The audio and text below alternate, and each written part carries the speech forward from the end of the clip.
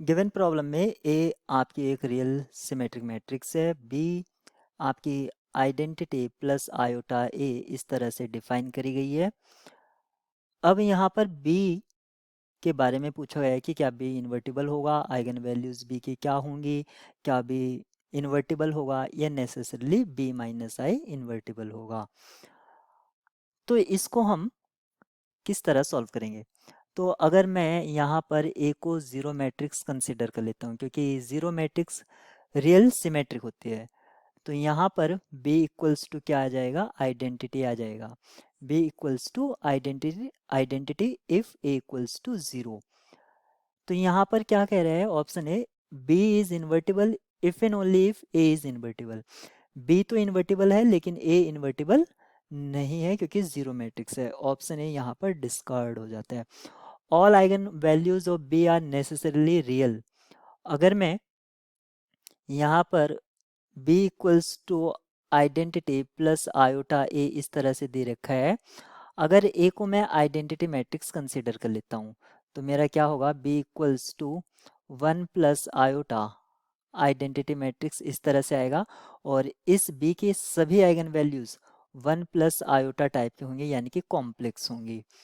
तो option B भी यहाँ पर डिस्कार्ड हो जाता है। b minus I is necessarily invertible. हमें जो मैट्रिक्स b डिफाइन किया गया है वो आइडेंटिटी प्लस आयोटा a दिया गया है। यहाँ पर अगर मैं b माइनस आई देखता हूँ तो वो क्या होता है? आयोटा a होता है। अब ये नेसेसरीली इन्वर्टिबल है। अगर मैं a को ज़ीरो मैट्रिक्स कंसीडर कर लेता हूँ तो b माइनस आई भी हमारा क्या होगा? ज़ीरो मैट्रिक्स होगा। और b minus I zero matrix अगर हो गया तो वो इन्वर्टिबल नहीं होगा, क्योंकि zero matrix is not invertible.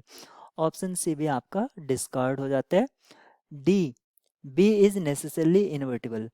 Option D यहाँ पर करेक्ट होगा। और किस तरह से आप इसको जस्टिफाई कर सकते हैं?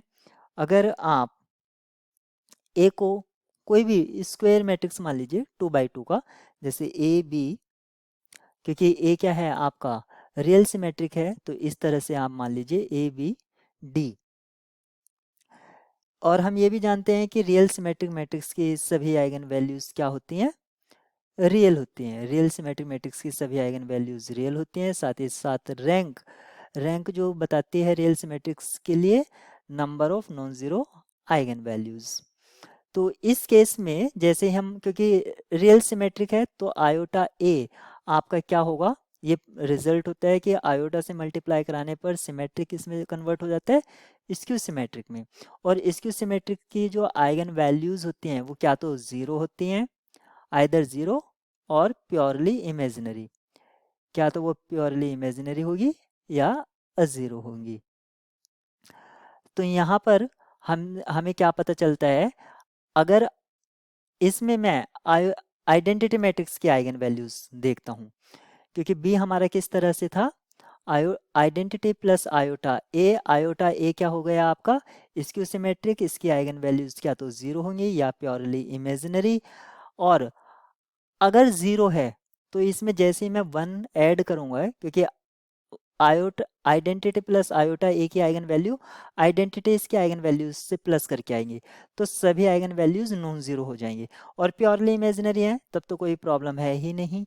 तो यहाँ पर बी जो है नेसेसरली क्या हो जाएगा? इन्वर्टिबल होगा।